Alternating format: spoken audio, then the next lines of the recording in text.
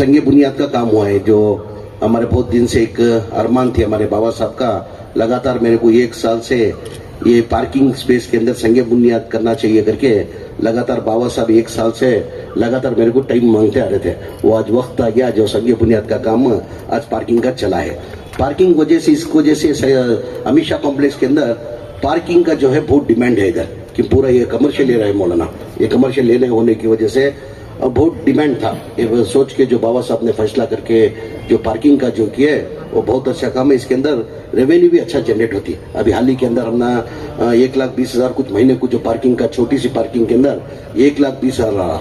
अभी ये पार्किंग बनाने के बाद मेरे ख्याल से लगता है इसका 4 गुना या 5 गुना बढ़ जाता पार्किंग का। जो अभी 1,20,000 है हो सकता है कि 4 लाख 5 लाख, यानी सालाना जो है अभी 12 लाख या 13 लाख रुपए सालाना आ रहा। अभी ये पार्किंग होने से क्या होता है, रेवेन्यू भी अमित शाह कॉम्प्लेक्स को ज्यादा होके ये होता है, कम से कम 3 से 4 लाख रुपए आती है। उसके साथ में बाबा साहब को एक आजीजाना गुजारिश और रिक्वेस्ट है, ये सेंटर पॉइंट के अंदर है ये अमित शाह कॉम्प्लेक्स जो है, अब इतनी बड़ी पार्किंग लॉट बना रहे, उसके साथ में ऑडिटोरियम बनाना करे। ऑडिटोरियम बनाने से अच्छा है एक शादी महल बना देगा। ऑडिटोरियम सब जगह है, अभी एक शादी महल बना देगा, उसका रेवेन्यू भी जनरेट होता। मेरा एक सजेशन है, ಇಲ್ಲ ಶಾದಿ ಮಾಲ್ ಮಾಡಬೇಕು, ಶಾದಿ ಮಾಲ್ ಮಾಡ್ರೆ ಅದು ಆಡಿಟೋರಿಯಂ ನಡೀತಾ ಇರ್ತದೆ, ಶಾದಿ ಮಾಲ್ ಆಗ್ತದೆ। ಆಡಿಟೋರಿಯಂ ಏನಾಗ್ತದೆ, ಚೇರ್ ಹಾಕಬೇಕು ಕಂಪಲ್ಸರಿ। ಆ ಚೇರ್ ಆಡಿಟೋರಿಯಂ ಮಾಡಬೇಕಾದ್ರೆ ಚೇರ್ ಬೇಕಾಗ್ತದೆ। ನೀವು ಶಾದಿ ಮಾಲ್ ಅಂತ ಮಾಡ್ಬಿಟ್ರೆ ಬೇರೆ ಕಾರ್ಯಕ್ರಮವನ್ನು ಚೇರ್ ಹಾಕೊಂಡು ಮಾಡ್ಕೊಳ್ಬಹುದು। ಈ ಭಾಗದಲ್ಲಿ ಶಾದಿ ಮಾಲ್ ಆಗುತ್ತೆ ಇದೆ, ರೆವೆನ್ಯೂ ಜನರೇಟ್ ಆಗ್ತದೆ ಅಂತ ನಾನು ಭಾವಿಸ್ತಾ ಇದ್ದೀನಿ। ಅದು ನೋಡಿ ಅದು ತೀರ್ಮಾನ ಮಾಡಿದ್ದೀನಿ। उसके साथ साथ में अमित शाह कॉम्प्लेक्स का जो है बाबा साहब मेरे ख्याल से बाबा साहब पहले 3 साल रह चुके हैं, उसके बाद नहीं चेंज हो गया। ये 30 साल बाबा साहब का दूसरा ये काम कर, इसके पहले प्रेसिडेंट के काम कर रहे थे, से एडमिनिस्ट्रेटिव अपॉइंट होके अभी बाबा साहब खिदमत कर रहे थे। एडमिनिस्ट्रेटिव अपॉइंट करने की वजह क्या है, इनका खिदमत देख के बाबा साहब जो पहले जो प्रेसिडेंट होके उनके साथ एक टीम लेके जो काम किए। अमित शाह कॉम्प्लेक्स के अंदर पहला जो रेंट आता था, सालाना रेंट आता था 80 पर 8 लाख रुपए आता था।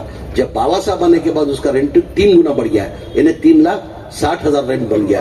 वो देखते हुए ITI कॉलेज आया, गर्ल्स हॉस्टल आया, हमें ब्लड कैंप आया, उसके साथ में डायलिसिस सेंटर भी चल रहा था। कुछ टेक्निकल प्रॉब्लम होने की वजह से अभी डायलिसिस का रुका है। इंशाल्लाह में दिने फ्री था सर, डायलिसिस सेंटर गवर्नमेंट से था, हुआ गवर्नमेंट से कुछ टेक्निकल प्रॉब्लम बीजेपी हुकूमत में टेक्निकल प्रॉब्लम हो को क्या हुआ, बंद हुआ।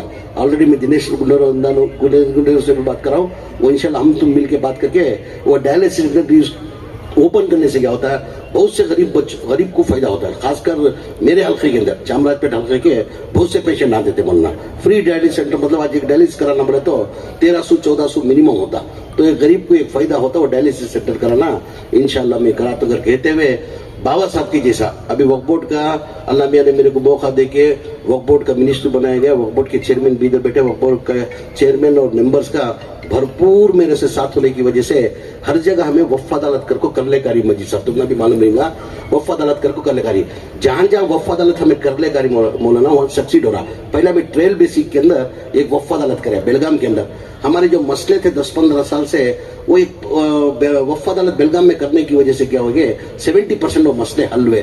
वो हल होने की वजह से क्या करें, ये वक्फ अदालत करने से हमें एक फायदा होता अगर हमें क्या करें, पूरे स्टेट के अंदर पूरे वक्फ अदालत करने को 9 स्टेट हमें कंप्लीट करें। हाल ही के अंदर हुबली, धारवाड़, बेलगाम, गदग, कारवार करको, बाद में परसों यादगिरी, गुलबर्गा करे मौलाना। एक छोटी सी मिसाल, अब बिदर के अंदर टोटल हमारे हक पत्र जो थे कम से कम 15 साल से मजीद भाई हक पत्र बहुत सालों से पेंडिंग थे, बहुत सालों से हक पत्र पेंडिंग थे। वो हमें जैसा वक्फ अदालत कर को अनाउंस करे, जैसा वक्फ अदालत अनाउंस करें क्या कर दे रेवेन्यू डिपार्टमेंट वाले 60% खाते दे दे हमने रेडी कर ली। जिस दिन हमें वक्फ का अदालत शुरू करी उस दिन हैंड ओवर हमने लगा को वक्फ ऑफिसर साहब कल का दिन छपना 67 खाते दे लेकर बोले। जैसा दूसरे दिन क्या करती वक्फ अदालत करने के बाद हमें क्या करती ऑफिशियल मीटिंग करती, जैसा कंसल्ट डिपार्टमेंट DC, AC, तहसीलदार, म्यूनसिपालिटी, RDPR तमाम डिपार्टमेंट की मीटिंग करके वहां क्या करते हमारे जो है डेडलाइन दिन को 1 महीने का डेडलाइन देती। जैसा हमें DCs की मीटिंग रखी उसी दिन मौलाना म्यूनसिपालिटी वाले 70 पर 6 खाते दे डाले, 70 पर 6 खाते। ऐसा हमें वक्फ अदालत करने के बाद टोटल मेरे ख्याल से 800 चिल्लर खाते बने। तो फ्लैग ऑफ बोलती, खाते होने के बाद फ्लैग ऑफ कम से कम 500 फ्लैग ऑफ हुए।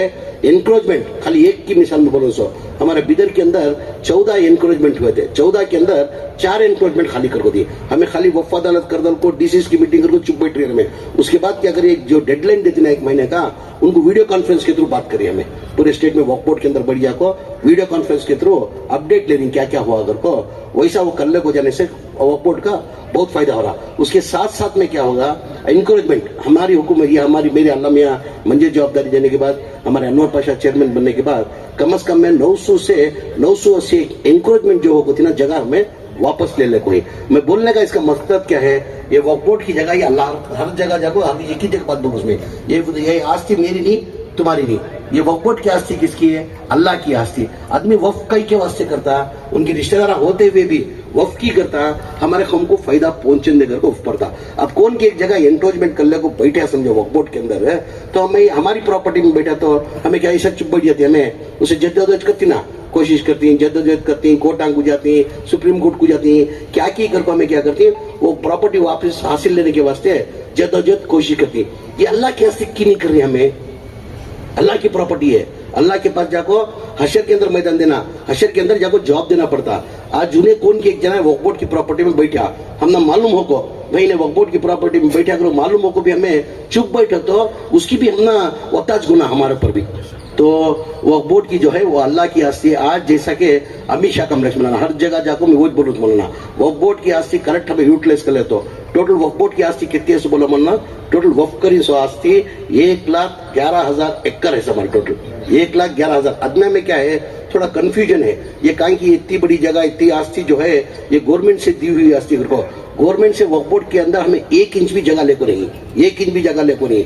हम ना जो गवर्नमेंट से को से लेको ही, हमें खबरस्ताना को जगह को लेको, खबरस्ताना को तो गवर्नमेंट सबको दिले करी, मशान को दिले करी, क्रिश्चियन समाज को दिले करी, तो वैसा हमें वो वक्फ बोर्ड को मशान को इसे ईदगाह का छोड़ को हमें गवर्नमेंट के 1 इंच भी हमें लेको नहीं। करेक्ट हमें वो प्रॉपर्टी को जो 1,00,000 एकड़ जगह जो हमारी, उसके अंदर हमारे हाथ में कितनी है बोलो मौलाना, 1,11,000 एकड़ के अंदर हमारे हाथ में कितनी रहेंगी बोलो, हमारे हाथ में कितनी है वक्फ बोर्ड की है, खाली 23,000 एकड़, 80 पर 4,000 पूरा इंक्रोचमेंट, खाते नहीं क्या की प्रॉब्लम कौन की इंक्रोचमेंट कर लिया, गवर्नमेंट एक्वायर कर लिए, यानी जद्दोजहद करी हमें वो प्रॉपर्टी वैसी करी। करेक्ट हमें वक्फ बोर्ड की प्रॉपर्टी को करेक्ट हमें यूटिलाइज कर ले तो हमें आज गवर्नमेंट से फंडिंग लेने की जरूरत नहीं, हमें गवर्नमेंट को फंडिंग कर सकती है, हमें बराबर यूटिलाइज कर दो वक्फ बोर्ड की प्रॉपर्टी। जैसे कि अमित शाह कॉम्प्लेक्स का जो 80 पर 8 लाख रुपए भाड़ा आता था, बाबा साहब आने के बाद की 3,60,000 हुआ, बाबा साहब को 3 करोड़ 60 लाख रुपए, यानी 80 पर 8 लाख का 3 करोड़ 60 लाख का।